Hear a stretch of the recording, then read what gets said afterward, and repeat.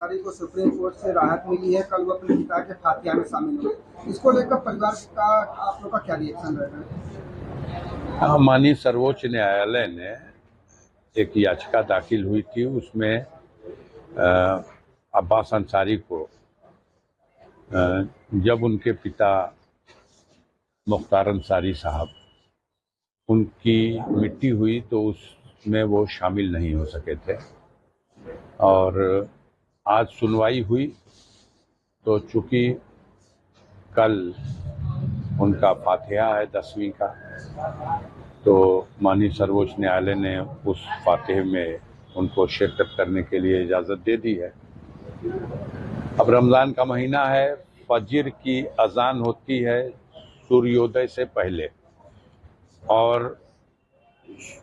फजर की नमाज के फौरन बाद कुरान शरीफ की तिलावत का सिलसिला यहाँ शुरू हो जाएगा, और महिलाएं अंदर पढ़ती हैं और पुरुष जो है वो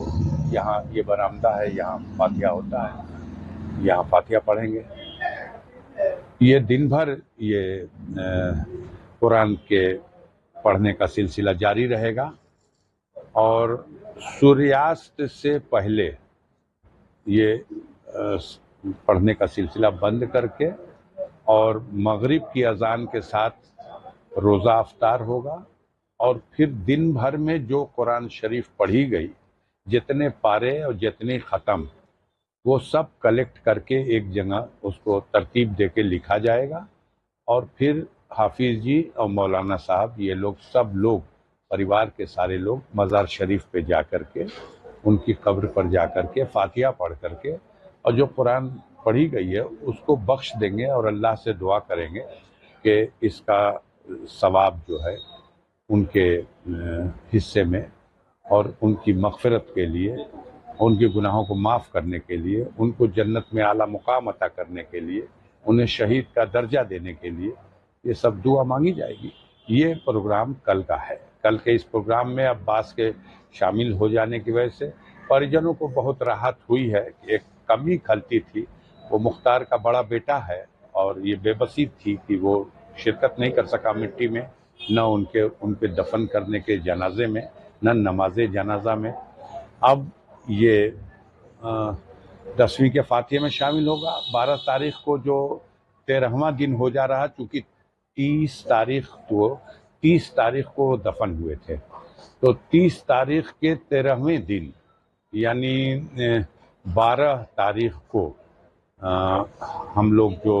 उनके मग़फ़िरत के लिए दुआए ख़ास यहाँ फैमिली के सारे लोग करेंगे, उसमें भी वो शिरकत करेंगे। और 11 तारीख ईद का दिन है, तो ईद के दिन हम लोग इस ईद को एक खुशी का त्यौहार या हर्षोल्लास का त्यौहार नहीं मना पाएंगे। ये सभी धर्मों में होता है कि जिस त्यौहार के मौके पर परिवार में कोई ऐसी मौत हो जाती है, तो उस त्यौहार को, उसको खुशी के रूप में तो नहीं मनाया जा सकता, वो एक रस्म होगी। क्योंकि ईद का दिन एक रमज़ान की इबादत के सिले में अल्लाह के तरफ से इनाम देने का दिन है, इबादतों का के एवज़ में इनाम का, मग़फ़िरत का, बख्शिश का दिन है। इसलिए उस त्यौहार को तो सबको मनाना ही है, लेकिन हम सादगी के साथ उसको, और अब्बास चूँकि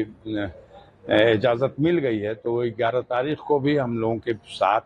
अपने वालिद के मग़फ़िरत की दुआ और अपने परिवार के लोगों के साथ सादगी के साथ इस ईद की रस्म को भी, जो पहली ऐसी ईद होगी जब मुख्तार साहब इस दुनिया में नहीं रहे, और वो ईद फैमिली इस तरह से मनाएगी, तो उसमें भी शिरकत करेंगे। हम लोग उम्मीद करते हैं कि जो माननीय सर्वोच्च न्यायालय का आदेश है, उसके क्रम में हम इसी तरह से सारे प्रोग्राम और इंतज़ामात करें कि हम उस आदेश का अक्षरशः पालन भी करें, और वो अब्बास जो जेल से आ रहे हैं, कस्टडी रिमांड,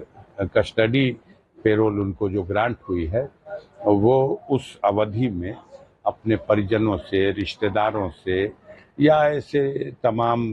घर परिवार या पड़ोस के जो ऐसे लोग हैं जो उनके गम में उनके साथ मिल करके उनके गम को बांटना चाहते हैं और उन्हें हिम्मत और दिलासा देना चाहते हैं और उनके लिए दुआ करना चाहते हैं, हम सब लोग मिल करके इसको मनाएंगे,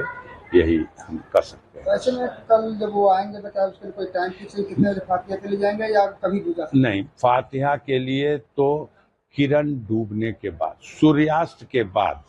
और फातिहा शुरू होने का जो कुरान शरीफ की तिलावत शुरू होने का जो वक्त है वो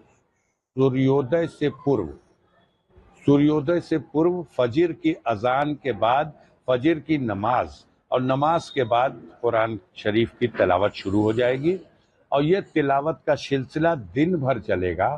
सूर्यास्त से पहले इसे ख़त्म कर दिया जाएगा और अंतिम रोज़ा है, रोज़ा अफ्तार करने के बाद उनके कब्रिस्तान पर जा कर के जो कुछ दिन में कुरान शरीफ की तिलावत हुई है उसको वहाँ बख्श दिया जाएगा। ऐसे में अगर बात करें तो कल वो जो देश से वहाँ कासगंज से आ रहे हैं तो क्या इसको लेकर प्रशासन से आप लोग की कोई वार्ता हुई है या तो जेल में सिर्फ आएंगे या सीधे घर पर आएंगे? अब ये हम बता नहीं सकते, जो आदेश है उसके हिसाब से प्रशासन के लोग भी उसका अनुपालन करेंगे, हम लोग भी पूरा सहयोग करके उसका अनुपालन करने की कोशिश करेंगे। हम आम लोगों से ये अपील करेंगे कि इस मौके पर अनावश्यक भीड़ भाड़ की भी ज़रूरत नहीं है। जो सगे संबंधी हैं, रिश्ते नाते वाले हैं, हमारे पड़ोसी हैं, बस हम लोग इसको, चूंकि अब्बास की मौजूदगी में